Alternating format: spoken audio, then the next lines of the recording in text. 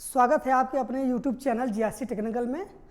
जैसा कि हमने आपको बताया था कि 50 क्वेश्चन का टेस्ट सीरीज हम लेकर चलेंगे जो विभिन्न प्रतियोगी परीक्षाओं के लिए महत्वपूर्ण होगा, जैसे SSC, bank, railway, RRB, NTPC हो गया, यूपीपीसीएल हो गया, एसएससी जे हो गया। इन सभी एग्जामों के लिए जो क्वेश्चन हमारा है बहुत ही हेल्पफुल है।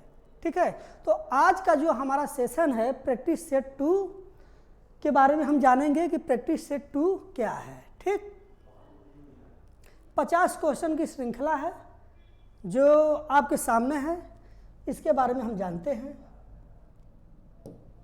ठीक, पहला क्वेश्चन क्या है हमारा, उसको ध्यान से पढ़िए और आंसर दीजिए कि कर्क रेखा के पास स्थित उष्णकटिबंधीय प्रदेश है, यानी कि जो हमारे देश से कर्क रेखा गुजरती है उसमें से किस किस राज्य से गुजरती है जो उष्णकटिबंधीय प्रदेश के अंतर्गत आते हैं। तो वैसे देखा जाए तो जो कर्क रेखा है हमारे यहाँ 8 राज्यों से होकर गुजरती है। ठीक है, लेकिन इसमें जो ऑप्शन दिया है उष्णकटिबंधीय प्रदेश के आधार पर देना है। ऑप्शन 4 क्या है? पहला गुजरात, मध्य प्रदेश, छत्तीसगढ़, मणिपुर। दूसरा राजस्थान, झारखंड, पश्चिम बंगाल, मिजोरम। तीसरा उत्तर प्रदेश, मध्य प्रदेश, बिहार, झारखंड। चौथा है महाराष्ट्र, छत्तीसगढ़, उड़ीसा और आंध्र प्रदेश। इनमें से कौन सा सही हो जाएगा हमारा? तो हमारा जो ऑप्शन बी है वो सही हो जाएगा, राजस्थान, झारखंड, पश्चिम बंगाल, मिजोरम, जो उष्णकटिबंधीय प्रदेश के अंतर्गत आते हैं जो कि कर्क रेखा पर स्थित है। ठीक, क्लियर हो गया?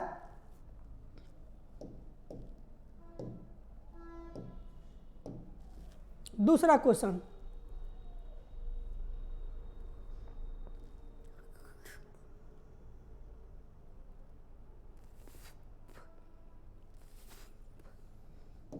क्या है? निम्नलिखित में से किस राज्य में भारतीय खगोल वेधशाला स्थित है ना? तो भारतीय खगोल वेधशाला किस राज्य में स्थित है? तो वो हमारा हो जाएगा जम्मू कश्मीर। जम्मू कश्मीर राज्य में यह स्थित है। अब थोड़ा सा ध्यान देने की बात यह है कि चूंकि अब जो जम्मू कश्मीर है ये 2 केंद्र शासित प्रदेश में हो गया है, तो वर्तमान की स्थिति जो है ये किस में पड़ जाएगा? लेह में पड़ जाएगा, लेह लद्दाख। ठीक, तो जो अभी जो नया जीके के तौर पर अगर आएगा तो लेह या लद्दाख, लेह लद्दाख में आएगा, लेकिन ये पुराना डाटा है जो जम्मू कश्मीर में स्थित है। क्या है? भारतीय खगोलीय वेधशाला। हो सकता है अब ये चेंज हो जाए।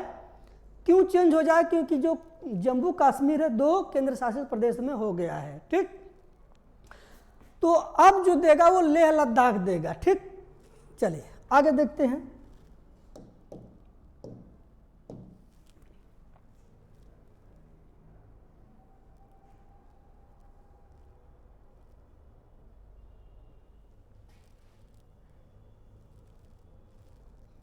देखिए थोड़ा सा इसमें बड़ा हो गया, इसमें दिखा देते हैं क्वेश्चन क्या है। भारत के किस देश के साथ सबसे लंबी सीमा साझा करता है? भारत किस देश के साथ सबसे लंबी सीमा साझा करता है? कौन कौन से देश हैं?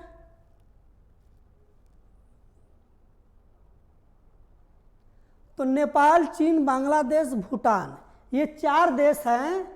अब इसमें से ये बताना है कि इन चारों में से सबसे लंबी सीमा भारत के साथ किसकी लगी है? तो वो है बांग्लादेश, है ना? कौन सा है? बांग्लादेश। बांग्लादेश के साथ लगभग में 4095 किलोमीटर दूरी जो है भारत की सीमाओं से लगा है ना? दूसरे नंबर पर कौन आता है? तो चाइना आता है। ठीक, तीसरे नंबर पर पाकिस्तान आता है। वैसे ही करके सब है।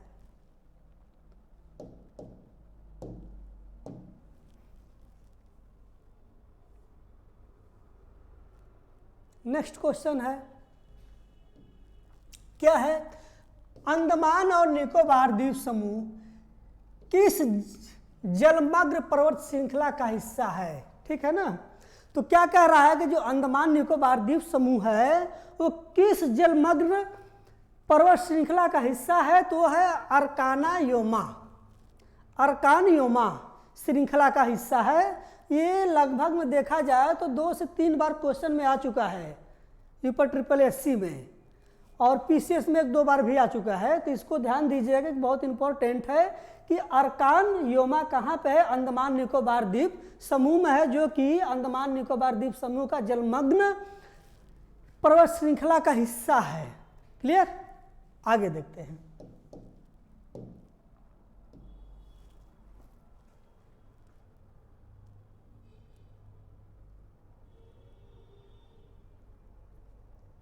थोड़ा सा इसमें बड़ा सेट हो गया है, इसको हम थोड़ा सा मैनेज कर लेंगे।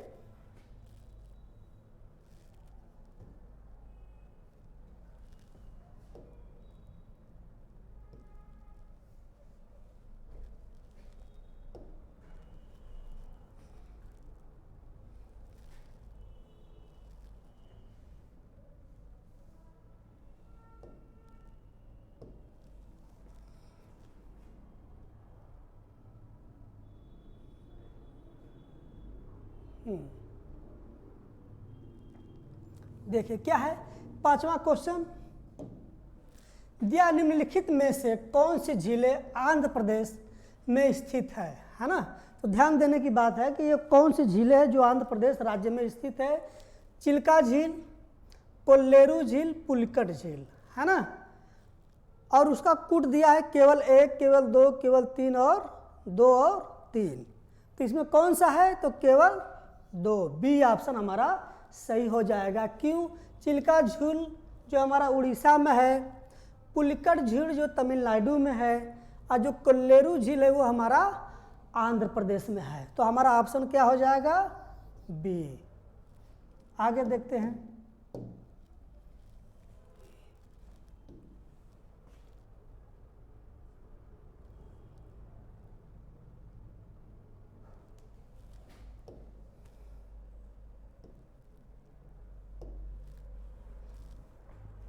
दिया है क्वेश्चन, भारत के कितने राज्यों की सीमा भूटान से लगती है ना। तो भारत की कितनी सीमाएं हैं जो भूटान से लगती हैं? तो ऑप्शन 4, यानी कि भारत के 4 राज्य हैं जो भूटान की सीमा से स्पर्श करते हैं। आगे देखते हैं, अगर जान लेते हैं कौन कौन सा है तो उसको भी जान लेते हैं। अरुणाचल प्रदेश हो गया हमारा, पश्चिम बंगाल हो गया, है ना, झारखंड हो गया और मिजोरम। ठीक, ये 4 राज्य जो है हमारा भूटान की सीमा से लगते हैं।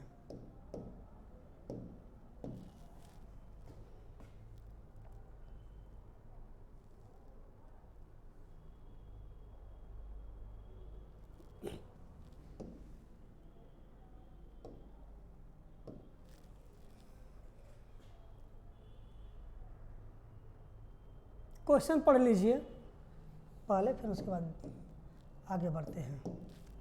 दिया है क्या, निम्नलिखित में से किस खाड़ी को ज्वार भाटा के तेज उतार चढ़ाव के लिए जाना जाता है? यह खाड़ी ज्वारी ऊर्जा के लिए उपयुक्त स्थान है ना। यानी कि वो कौन सी खाड़ी है जो कि ज्वार भाटा के उतार चढ़ाव के लिए बहुत सुविख्यात है ना।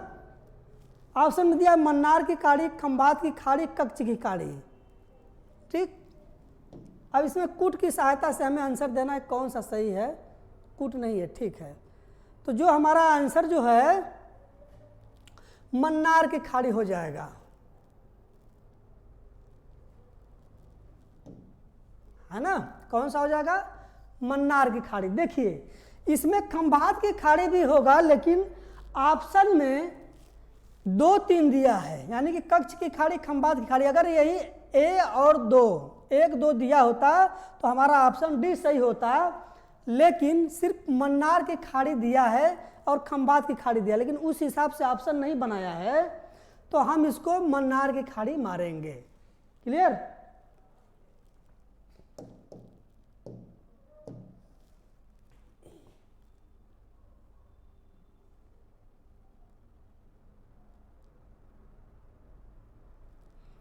चलिए 8वें नंबर का क्वेश्चन क्या है हमारा, देख लीजिए। क्या है कि तुलबुल परियोजना देश के किस राज्य में स्थित है, बताइए। तुलबुल परियोजना देश के किस राज्य में स्थित है, इसका आंसर क्या हो जाएगा, जम्मू कश्मीर। ठीक, ये बहुत आसान क्वेश्चन है कि तुलबुल परियोजना किस राज्य में है, तो जम्मू कश्मीर राज्य में है। क्लियर, आगे देखते हैं।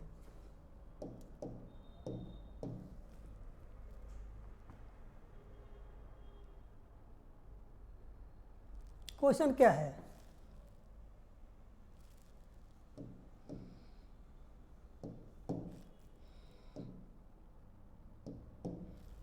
दिया तेमी चाय बागान किस राज्य में स्थित है ना। तेमी चाय बागान किस राज्य में स्थित है। देखिए भारत में एक ही चाय बागान सबसे बड़ी है जिसका नाम है तेमी चाय बागान, और वो कहाँ पे है, तो वो है सिक्किम में। 4 ऑप्शन दिए हैं, मेघालय, सिक्किम, असम, पश्चिम बंगाल, तो हमारा आंसर क्या हो जाएगा, सिक्किम। क्लियर,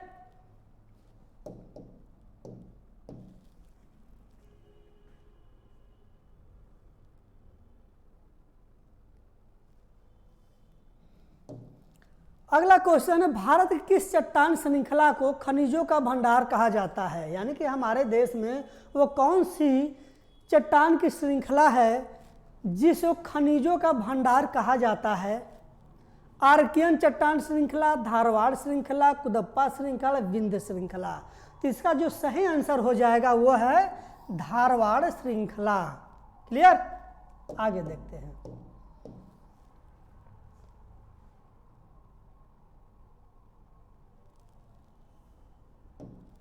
क्या है, दक्षिण भारत में स्थित बाबा बुदान पहाड़ियाँ किस अयस्क के लिए जानी जाती है।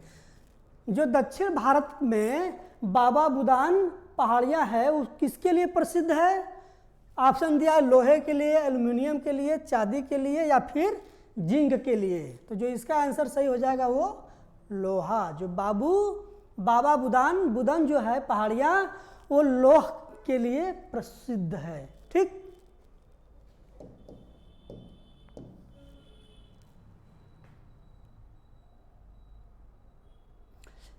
नेक्स्ट क्वेश्चन क्या है कि संकल्प प्रोजेक्ट किस बीमारी के इलाज के लिए बनाया गया है ना। तो जो संकल्प प्रोजेक्ट है वो किसके लिए बनाया गया है। ऑप्शन में दिया है मलेरिया, HIV, कैंसर या TB। तो जो हमारा सही आंसर हो जाएगा वो हो जाएगा HIV, ह्यूमन इम्यूनो वायरस। ये वायरस होता है जिसके कारण से व्यक्तियों में एड्स फैलता है ना। पूछ दिया जाता है कि एड्स किस वायरस से फैलता है, तो वो फैलता है HIV वायरस से। ठीक, चलिए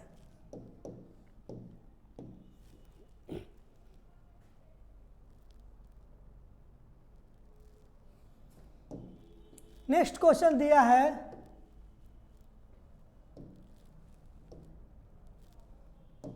क्या है,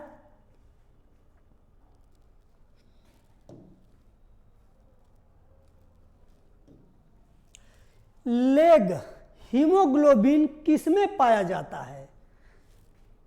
क्लियर, लेग हीमोग्लोबिन किसमें पाया जाता है। ऑप्शन दिया गेहूं, सोयाबीन, आलू, बैगन, है ना। तो ये जो लेग हीमोग्लोबिन होता है यह सोयाबीन में पाया जाता है। देखिए 2 चीज होता है, एक होता है हीमोग्लोबिन और ये हो गया लेग हीमोग्लोबिन। हीमोग्लोबिन के कारण क्या होता है, रक्त का लाल होना। ठीक, टमाटर का लाल होना। और लेग हीमोग्लोबिन जो होता है किसमें पाया जाता है, तो वो सोयाबीन में पाया जाता है। दोनों बातें अलग है। आगे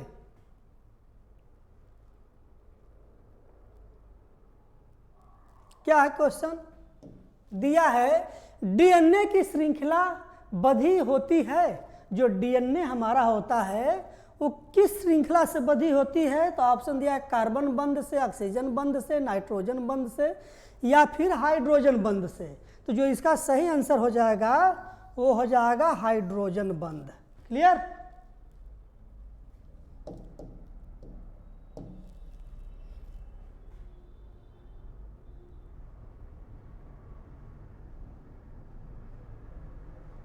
नेक्स्ट क्वेश्चन क्या है? दिया कि बीजों के अंकुरण के लिए किसकी आवश्यकता नहीं होती है? जो बीज होता है उसमें अंकुरण जो होता है, देखते हैं छोटा छोटा दाना की तरह निकलता है, उसकी बात हो रही है। तो बीजों के अंकुरण के लिए किसकी आवश्यकता नहीं होती? पानी की, वायु की, धूप की या उपयुक्त सभी की। तो देखिए, जब तक नमी नहीं रहेगा तब तक बीज अंकुरित नहीं होगा। जब तक उसको वायु नहीं, हवा, ऑक्सीजन नहीं मिलेगा उसमें किसी प्रकार का अंकुरण नहीं हो सकता। हाँ, लेकिन इसमें धूप की आवश्यकता नहीं होती है। धूप नहीं रहेगा तो भी कोई फर्क नहीं पड़ेगा, रहेगा तो भी कोई फर्क नहीं पड़ेगा, यानी धूप की आवश्यकता नहीं होती है। आगे देखते हैं।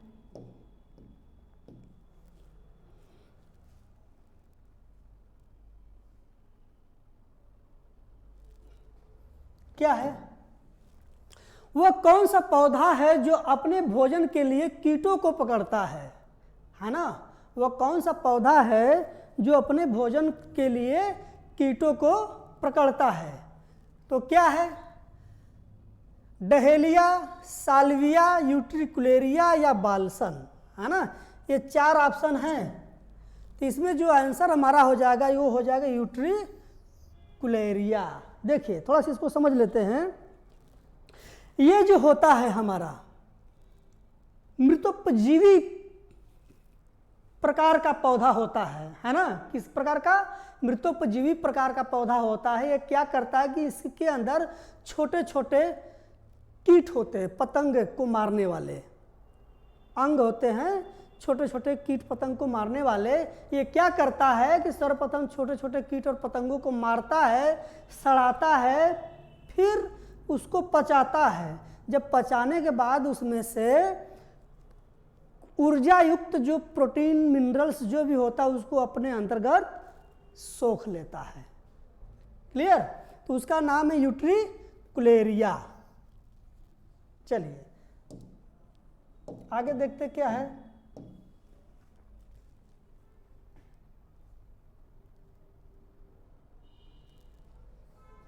दिया है यीस्ट कोशिका में किसका मुख्य विकार होता है? थोड़ा यहाँ पे टाइपिंग में मिस्टेक, विकार हो जाएगा। यीस्ट कोशिका में मुख्य विकार होता है माइलेज, जाइमेज, एमाइलेज या लाइपेज, है ना? 4 ऑप्शन दिया है, तो इसका आंसर क्या हो जाएगा? जाइमेज।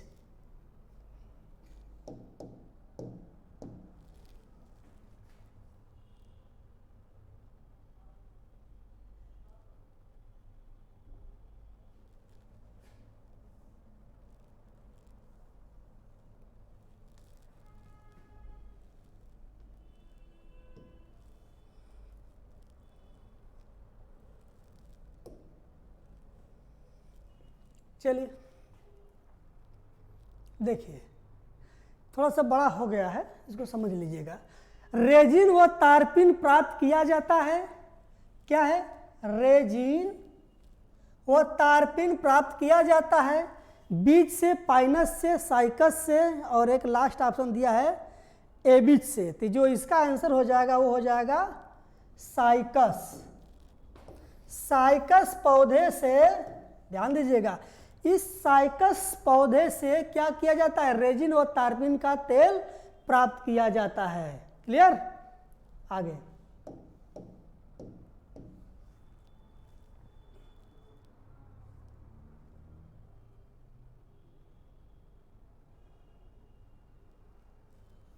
क्या दिया है क्वेश्चन? पुष्पी पादपों में नर युग्मक पाए जाते हैं। यानी जो पुष्प फूल की बात हो रही है उसमें नर की बात हो रही है, वो किसमें पाया जाता है? पुष्पी पादपों में नर युग्मक पाए जाते हैं। किसमें पाए जाते हैं? 4 ऑप्शन दिया हुआ है, क्या क्या है बताइए जरा। परागकण में, पुंकेसर में, बीजांड में या उपर्युक्त सभी में? तो जो इसका आंसर हो जाएगा वो बीजांड में हो जाएगा। क्लियर?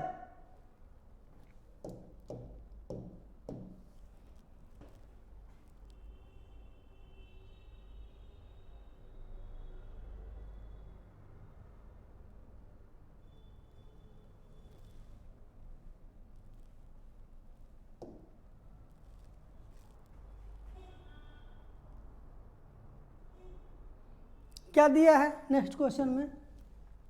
रुधिर परिसंचरण तंत्र का महत्वपूर्ण ज्ञान प्राप्त करने वाले प्रथम वैज्ञानिक थे, है ना? देखिए, रुधिर परिसंचरण तंत्र का जो सर्वप्रथम ज्ञान देने की बात की थी वो कौन थे? अरस्तु थे, रॉबर्ट हुक थे, विलियम हार्वे थे, या इनमें से कोई नहीं? तो जो इसका आंसर हो जाएगा वो हो जाएगा विलियम हार्वे। इन्होंने ही रुधिर परिसंचरण तंत्र का महत्वपूर्ण ज्ञान सर्वप्रथम दिया था।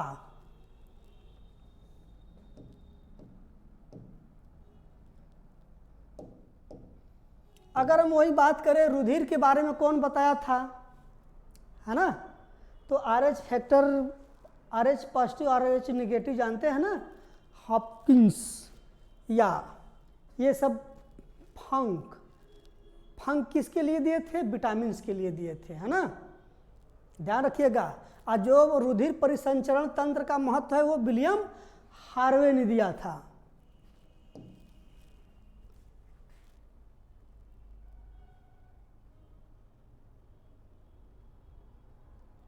क्या है क्वेश्चन नेक्स्ट? दिया है भारत में लैंड होल्डर सोसाइटी की स्थापना किस वर्ष की गई थी? लैंड होल्डर्स सोसाइटी की स्थापना किस वर्ष की गई थी? ऑप्शन दिया है 1806, 1828, 1838 या 1850। तो जो सही इसका आंसर हो जाएगा वो 1838 में लैंड होल्डर सोसाइटी की स्थापना की गई थी भारत में।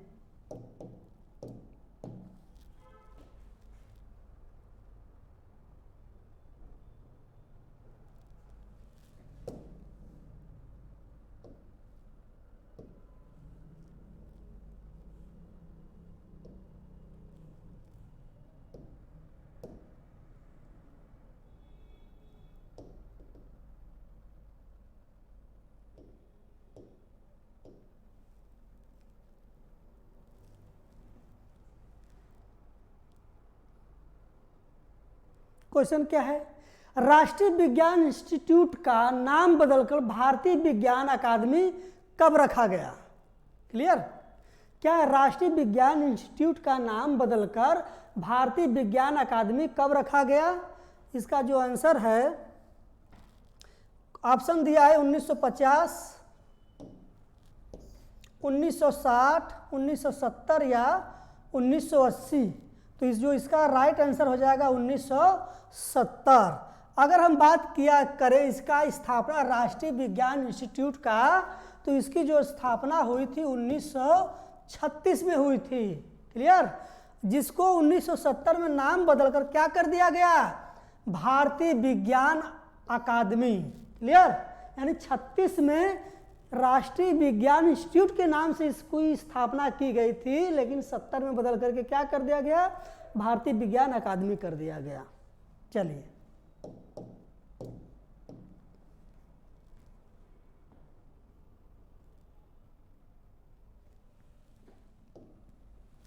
आगे क्या है?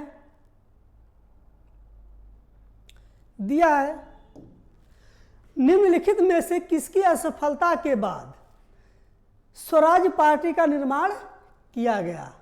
स्वराज पार्टी का निर्माण किसकी असफलता के बाद किया गया? ऑप्शन दिया भारत छोड़ो आंदोलन, असहयोग आंदोलन, सविनय अवज्ञा आंदोलन या स्वदेशी आंदोलन। तो जो इसका राइट आंसर हो जाएगा वो हो जाएगा आपका असहयोग आंदोलन, है ना? असहयोग आंदोलन के कारण से असफल हो जाता है। कारण क्या होता है? थोड़ा सा जस्ट मिनट। असहयोग आंदोलन जब के का असफल हो जाता है तब स्वराज पार्टी का स्थापना किया जाता है, जिसको कौन करता है? चित्तरंजन दास, चित्तरंजन दास व मोतीलाल नेहरू, मोतीलाल नेहरू।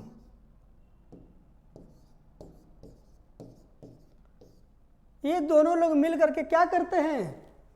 स्वराज दल का स्थापना करते हैं। क्लियर?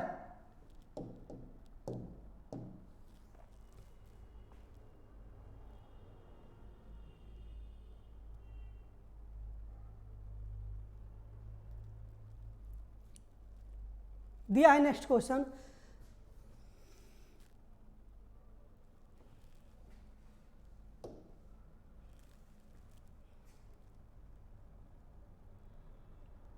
विजय लक्ष्मी पंडित संयुक्त राष्ट्र महासभा की पहली महिला अध्यक्ष कब बनी? है ना? जो विजय लक्ष्मी पंडित थी, उन्होंने किस सन में या कब संयुक्त राष्ट्र महासभा की पहली महिला अध्यक्ष बनी थी? ऑप्शन दिया है 1949, 1951, 1953 या 1959। तो जो इसका आंसर हो जाएगा 1953, यानी कि 1953 में विजय लक्ष्मी पंडित संयुक्त राष्ट्र की प्रथम महिला अध्यक्ष बनी थी। ठीक, आगे।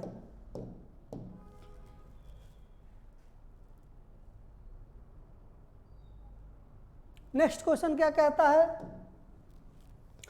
All India trade union Congress के पहले अधिवेशन की अध्यक्षता किसने की? All India trade union Congress के पहले अध्यक्षता किसने की?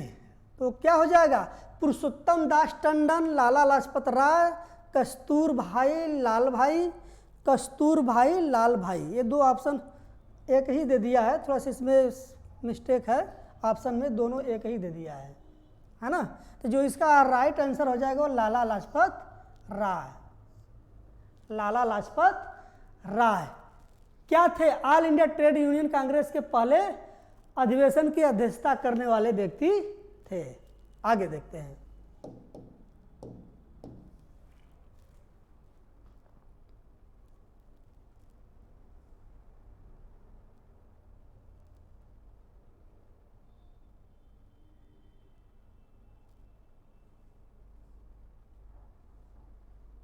क्वेश्चन दिया है, क्या है? बंगाल विभाजन कब रद्द किया गया था? यहां पर हम एक ऑप्शन बना देते हैं डी, है ना?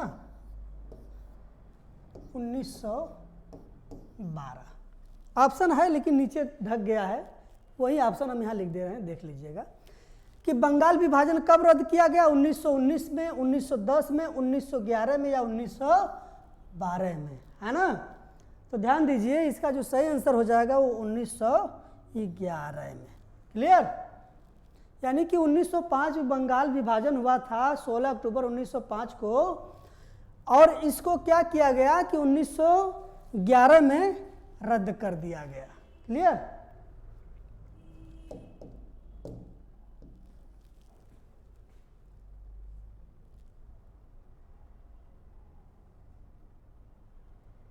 प्रश्न है, रविंद्रनाथ टैगोर के सुझाव पर बंगाल विभाजन की तारीख को किस रूप में मनाया जाता है?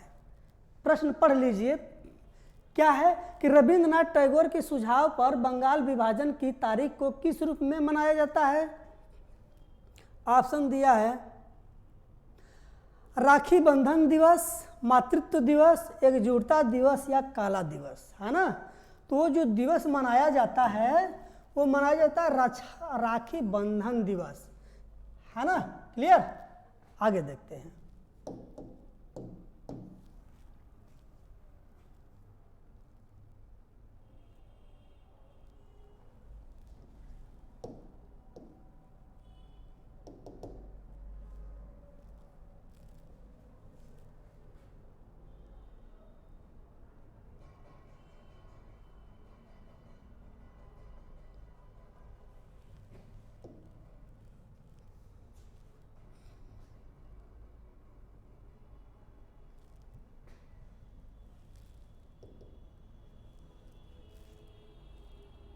क्या है क्वेश्चन, थोड़ा समझ लीजिएगा।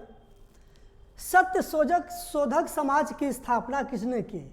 सत्य शोधक समाज की स्थापना किसने की? 4 ऑप्शन दिया, आत्माराम, पांडुरंग, गोपाल हरि देशमुख, एमजी रनांडे या ज्योतिबा फूले। क्लियर?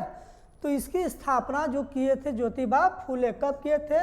1875 में। क्लियर?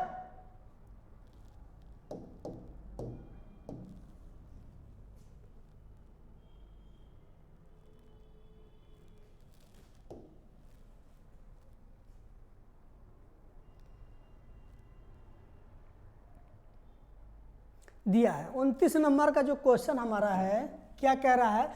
महात्मा गांधी कांग्रेस की किस अधिवेशन में मात्र एक बार अध्यक्ष बने थे? तो देखिए ये बात भी सत्य है कि महात्मा गांधी कांग्रेस की तरफ से या कांग्रेस की अध्यक्षता सिर्फ एक बार किए हैं।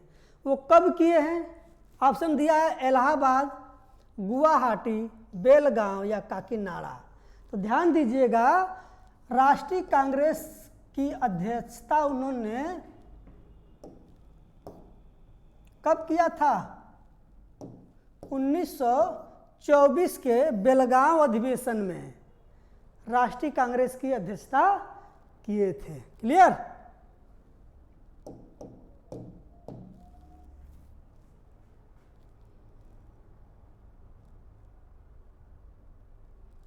नेक्स्ट क्वेश्चन दिया है कि स्वतंत्रता के समय भारतीय राष्ट्रीय कांग्रेस के अध्यक्ष कौन थे? यानी ये बात हो रही कब की? 1947 की बात हो रही है ना? स्वतंत्रता के समय की बात हो रही है। क्लियर? तो क्या है ऑप्शन में? महात्मा गांधी, जेपी कृपलानी, सरोजिनी नायडू या उपरोक्त में से कोई भी नहीं। तो ध्यान दीजिएगा, जो जेपी कृपलानी थे वो स्वतंत्रता के समय भारतीय राष्ट्रीय कांग्रेस के अध्यक्ष थे। क्लियर? आगे देखते हैं।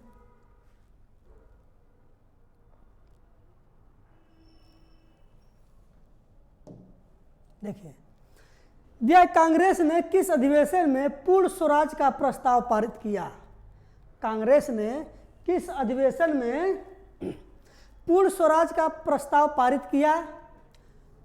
तो कलकत्ता अधिवेशन, लाहौर अधिवेशन, दिल्ली अधिवेशन या कराची अधिवेशन, है ना? तो ये किए थे 1929 के लाहौर अधिवेशन में, है ना? 1929 के लाहौर अधिवेशन में पूर्ण स्वराज की बात की गई थी। किसके द्वारा? पंडित जवाहरलाल नेहरू के द्वारा। क्लियर?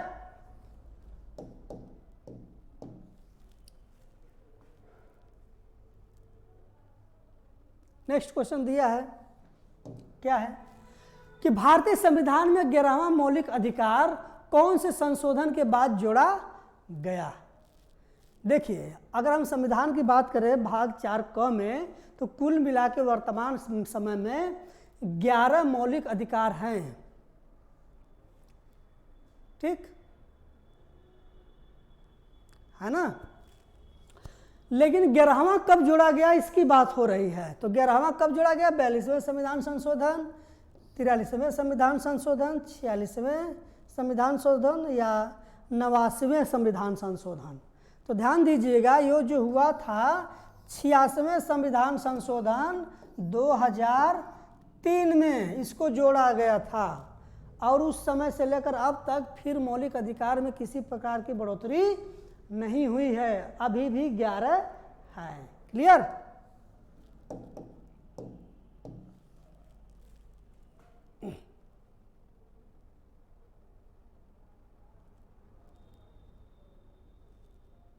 क्वेश्चन पढ़ लीजिए, क्या है? निम्नलिखित पर ध्यान दीजिए। अस्पृश्यता, सती प्रथा, बाल विवाह या दहेज प्रथा। ध्यान दीजिएगा, अस्पृश्यता, सती प्रथा, बाल विवाह या दहेज प्रथा, है ना? 4 चीज दिया है। अब इसमें से दिया है, इनमें से भारत के संविधान द्वारा किस चीज का अंत किया गया है? किस चीज का अंत किया गया है? ऑप्शन में क्या दिया है? 1 2 1 2 3 या 1 2 3 4, तो इसमें स्पर्शता का अंत किया गया है। किसका किया गया है?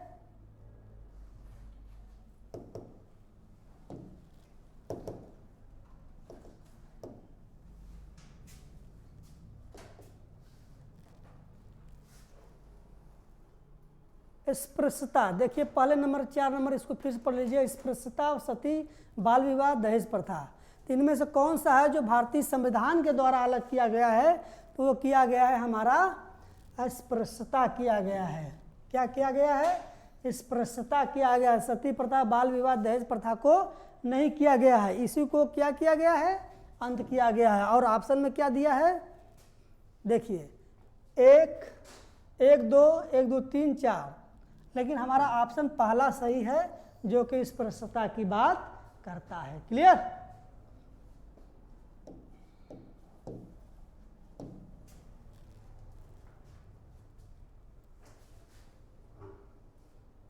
नेक्स्ट दे रहा है क्वेश्चन, यदि किसी वस्तु की मांग और आपूर्ति समान मात्रा में बढ़ी हो तो वस्तु के बाजार मूल्य पर क्या प्रभाव पड़ेगा? है ना? बढ़ेगा, घटेगा, स्थिर होगा, या बढ़ेगा या घटेगा? तो जो इसका सही आंसर हो जाएगा वो स्थिर होगा। क्यों होगा?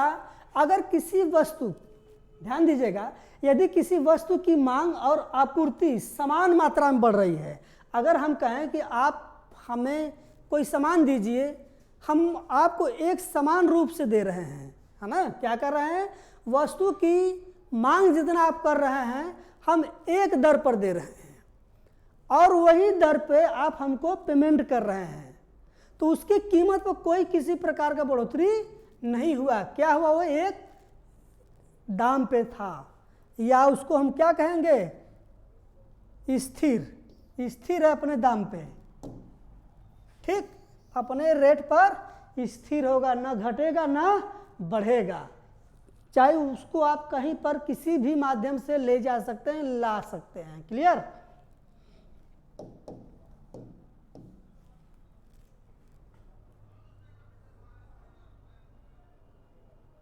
नेक्स्ट क्वेश्चन क्या है? दिया निम्नलिखित में से क्या चिट फंड का सही वर्णन करता है? यानी जो चिट फंड है उसकी बात करता है कि वो क्या है, वो किसको सही ढंग से वर्णित करता है, वो ऑप्शन में दिया है। क्या है?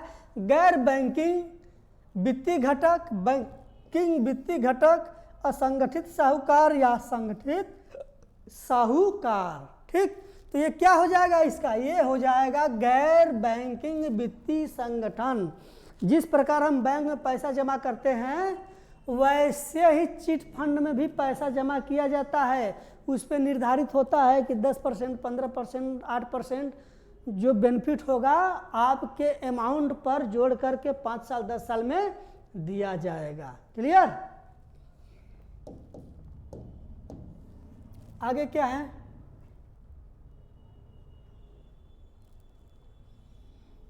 दिया है ऑप्शन कि भारत निर्माण कार्यक्रम किस वर्ष शुरू किया गया। क्या है क्वेश्चन? भारत निर्माण कार्यक्रम किस वर्ष शुरू किया गया, है ना? क्या हो जाएगा?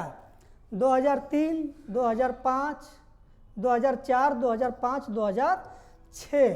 तो क्या हो जाएगा इसका आंसर? तो आंसर जो इसका राइट हो जाएगा वो हो जाएगा 2005। 2005 में भारत निर्माण कार्यक्रम की शुरुआत की गई थी। कौन था सरकार उस टाइम? तो उस टाइम मनमोहन सरकार थी। ठीक,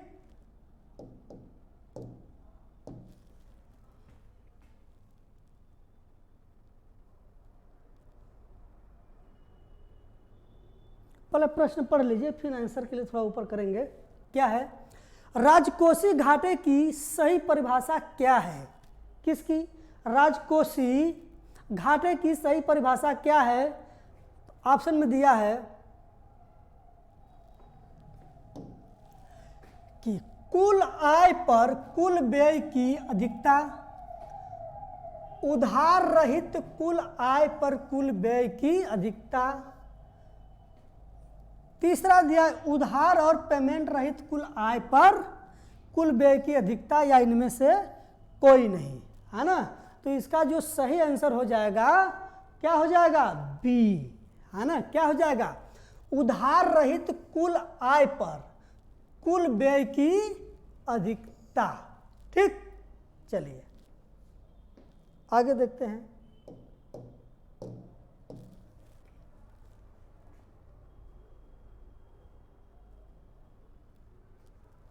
नेक्स्ट क्वेश्चन क्या है कि भारत में पहली औद्योगिक नीति कब आई। भारत में पहली औद्योगिक नीति कब आई। ऑप्शन दिया 1946, 1957, 1948 या 1991। तो जो इसका राइट आंसर हो जाएगा वो 1948 में भारत में औद्योगिक नीति पहली बार लाई गई थी।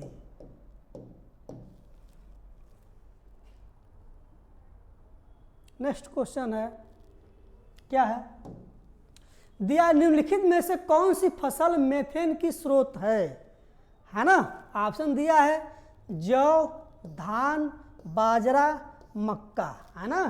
तो जो मेथेन जिसका फार्मूला होता है CH4 और वो किस में पाया जाएगा, तो वो पाया जाएगा धान में। क्लियर, आगे देखते हैं।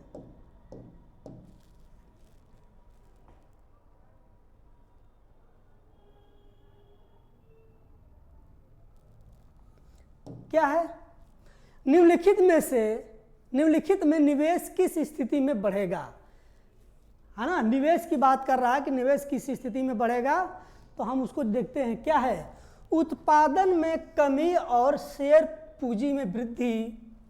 उत्पादन में वृद्धि और शेयर पूंजी में कमी। उत्पादन में वृद्धि और शेयर पूंजी में वृद्धि दिया है। नेक्स्ट, उत्पादन में कमी और शेयर पूंजी में कमी। 4 ऑप्शन है, फिर से एक बार पढ़ लीजिए आप क्या क्या दिया है। क्लियर, फिर उसके बाद आगे चलते हैं।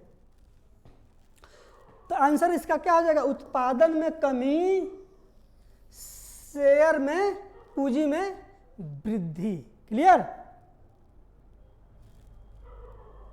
आगे देखते हैं।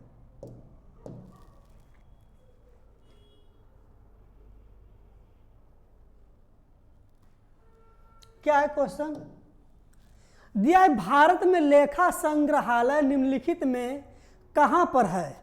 लेखा संग्रहालय की बात कर रहा है, तो कहां पे है। ऑप्शन में 4 दिया है। क्या क्या है, हैदराबाद, चेन्नई, कोलकाता, नोएडा, है ना।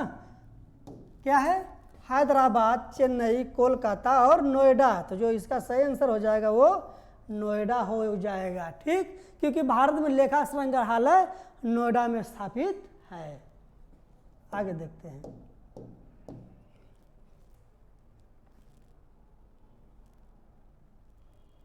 छोटा कैसे हो गई, थोड़ा सा छोटा करिए क्वेश्चन को, जो है ना हो जा रहा है।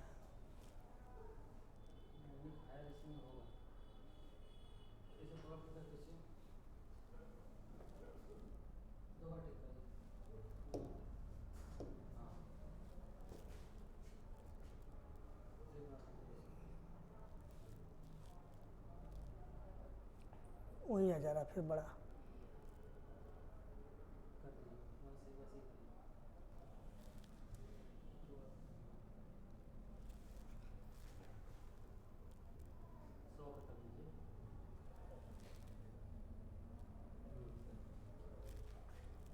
क्या है ऑप्शन, क्वेश्चन दिया है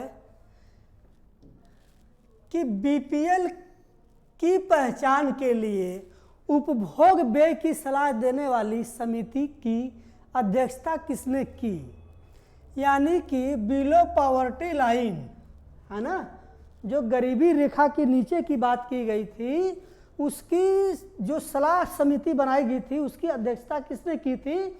तो ऑप्शन में दिया अभिजीत सेन, सी रंगराजन, किरीट पारिक, सुरेश तेंदुलकर, है ना। तो जो इसका सही आंसर हो जाएगा वो हो जाएगा सुरेश तेंदुलकर ने बीपीएल, जो हम लोग बनवाते हैं ना, बीपीएल सूची में कौन है, एपीएल सूची में कौन है, तो बिलो पॉवर्टी लाइन की बात कर रहा है, जो गरीबी रेखा के नीचे, उस कैटेगरी में जो गरीबी रेखा के नीचे हैं, है ना, उपभोग व्यय की सलाह देने की एक समिति बनाई गई थी, उपभोग व्यय की, उस समिति की अध्यक्षता सुरेश तेंदुलकर ने किया था। चलिए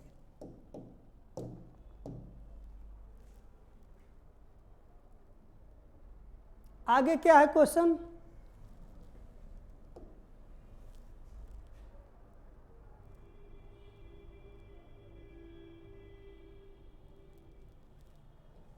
दिया है, क्या है? खादी और ग्रामोद्योग विकास आयोग की स्थापना कौन सी पंचवर्षीय योजना के तहत हुई थी?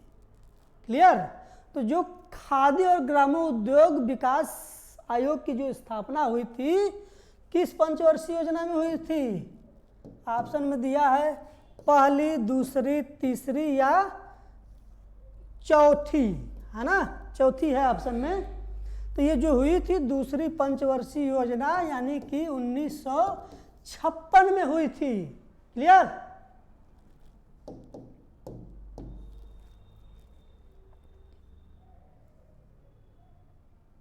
नेक्स्ट क्वेश्चन दिया है, क्या है कि संविधान में संशोधन का अधिकार निम्नलिखित में से किसे है? यानी कि जो संविधान में संशोधन की प्रक्रिया है वो किस के अधीन या किसके आधार पर किया जाता है? सुप्रीम कोर्ट, संसद या मंत्रिपरिषद या राष्ट्रपति? किस पे किया जाता है बताइए? देखिए, ये किया जाता है संसद के द्वारा, यानी कि संविधान में जो भी संशोधन की प्रक्रिया होगी वह संसद के आधार पर होगी, यानी संसद करेगा। क्लियर?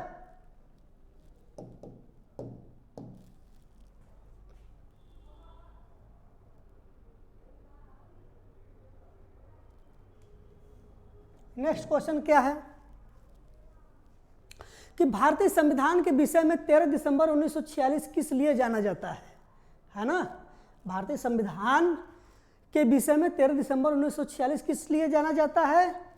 ऑप्शन दिया कैबिनेट मिशन योजना, संविधान सभा की स्थापना, संविधान सभा की पहली बैठक या उद्देश्य संकल्प लाया जाना, है ना?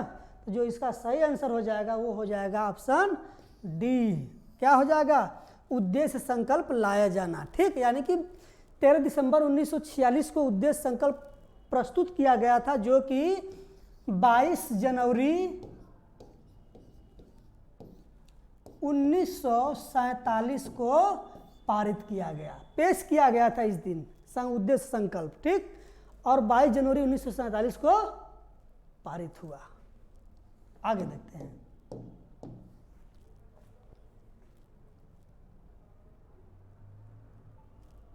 बहुत बड़ा है सर ये तो।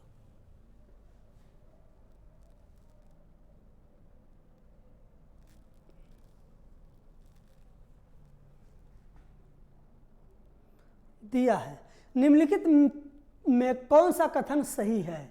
निम्नलिखित में कौन सा कथन सही है? ऑप्शन दिया है संपत्ति का अधिकार एक मौलिक अधिकार है और गोपनीयता का अधिकार एक निहित अधिकार है ना? क्या दिया है? संपत्ति का अधिकार एक मौलिक अधिकार है और गोपनीयता का अधिकार एक निहित अधिकार है। क्लियर? दूसरा क्या दिया है? संपत्ति का अधिकार एक कानूनी अधिकार है और गोपनीयता का अधिकार एक मौलिक अधिकार है। क्लियर? सी में क्या दिया है? संपत्ति का अधिकार एक निहित अधिकार है जबकि गोपनीयता का अधिकार एक कानूनी अधिकार है। डी क्या कह रहा है? संपत्ति का अधिकार एक कानूनी अधिकार है जबकि गोपनीयता का अधिकार एक निहित अधिकार है। ऑप्शन में इसको फिर से दोबारा पढ़ लीजिएगा, फिर सोच समझ कर आंसर दीजिए। बहुत इंपॉर्टेंट क्वेश्चन है, बहुत ही अच्छा क्वेश्चन है ये। IAS का क्वेश्चन है, ध्यान दीजिएगा, ये IAS और PCS का क्वेश्चन है। ठीक, तो इसका जो सही आंसर हो जाएगा वो सी हो जाएगा। क्या हो जाएगा? सी हो जाएगा। क्या कहता? संपत्ति का अधिकार एक निहित अधिकार है जबकि गोपनीयता का अधिकार एक कानूनी अधिकार है। क्लियर? आगे देखते हैं।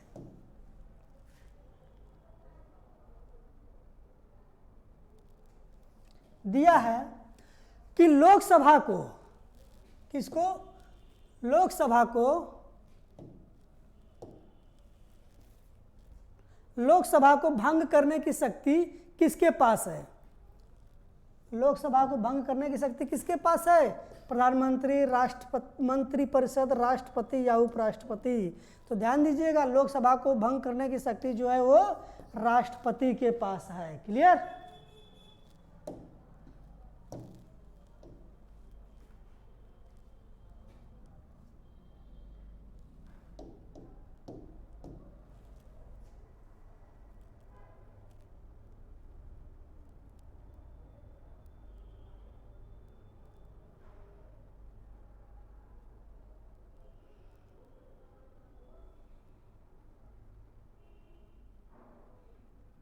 चलिए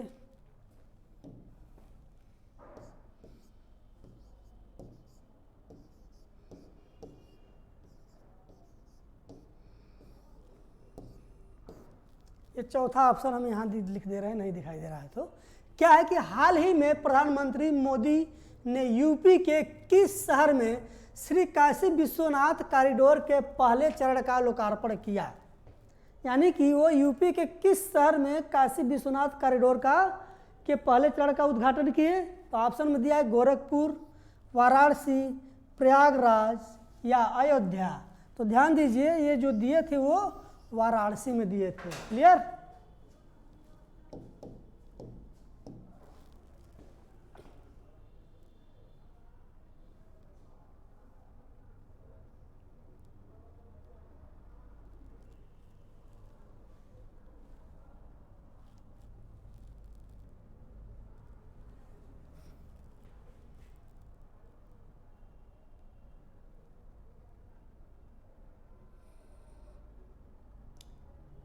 चलिए देखिए, दूध मूल्य प्रोत्साहन योजना को हाल ही में किस राज्य ने शुरू किया? यानी दूध से संबंधित क्वेश्चन है। दूध मूल्य प्रोत्साहन योजना को हाल ही में किस राज्य ने शुरू किया? ठीक, तो ऑप्शन में क्या क्या दिया है? हिमाचल प्रदेश, उत्तराखंड, सिक्किम और हरियाणा। तो जो इसका राइट आंसर हो जाएगा वो क्या हो जाएगा हमारा? उत्तराखंड। यानी कि उत्तराखंड राज्य ने क्या किया था? दूध मूल्य प्रोत्साहन योजना को शुरू किया था। क्लियर?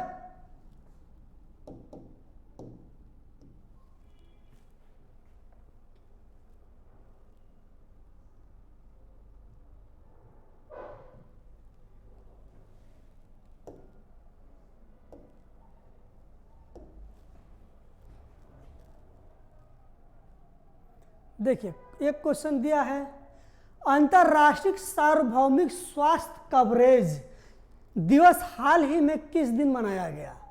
है ना, अंतर्राष्ट्रीय सार्वभौमिक स्वास्थ्य कवरेज दिवस हाल ही में किस दिन मनाया गया? बताइए। 12 दिसंबर, 13 दिसंबर, 14 दिसंबर या 15 दिसंबर? तो इसका जो राइट आंसर हो जाएगा वो क्या हो जाएगा? आपका 12 दिसंबर। ठीक, ये थी हमारी आज की टेस्ट सीरीज 2 की 50 क्वेश्चन की श्रृंखला। उम्मीद करता हूँ कि आपको अच्छे से समझ में आई हो। अगर आपको अच्छे समझ में आया हो तो लाइक, सब्सक्राइब और शेयर करना ना भूलें, ताकि जब भी हम कोई अपना वीडियो बनाएं तो उसका नोटिफिकेशन जाए सबसे पहले आपके पास। धन्यवाद।